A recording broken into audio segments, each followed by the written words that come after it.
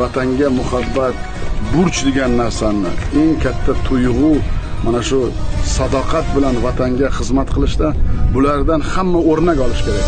Vatan uchun ko'ksim tog', qalqondir sha'nim.